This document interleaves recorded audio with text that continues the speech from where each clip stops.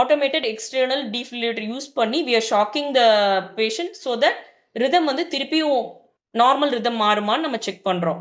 So ஷாக்கபிள் ரிதம்னா there will be two conditions where it will be ventricular fibrillation இருக்கலாம் இல்ல pulseless VT இருக்கலாம்.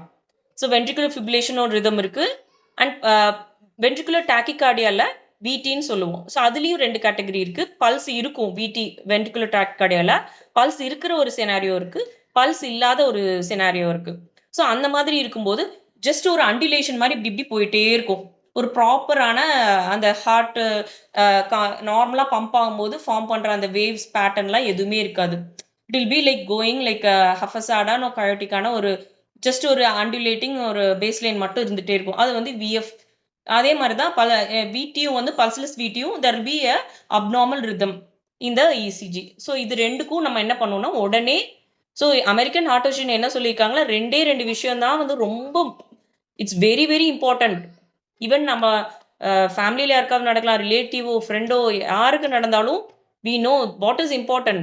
நான் ஏன் அப்படி ரொம்ப க்ளோஸாக இருக்கவங்கன்னு சொல்கிறேன்னா because that's how important it is these two. என்னென்னா ஃபஸ்ட்டே ஒன்று சொல்லிட்டேன், chest compression. Chest compression is the one who's going to make a 100% survival of the patient of the neurological system of the patient is going to recover by the chest compression. இன்னொரு point என்னன்னா early defibrillation. So chest compression, chest compression, chest compression. No interruption, no interruption, no interruption. எந்த interruption நம்ம இதில் பண்ண போறதில்ல. we going to give chest compression.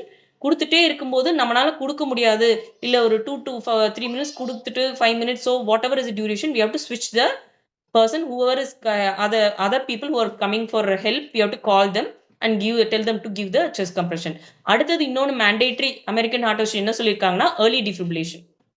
So early defibrillation makes a 100% survival rate of the patient. ஏன்னா இப்போ வந்து heart வந்து இப்படி இப்படி பம்ப் ஆயிட்டு இருக்கு, அது பண்ணாம இப்படி இதுதான் விஎஃப் வந்து இதுதான் இந்த மாதிரி ஆயிட்டு இருக்கு.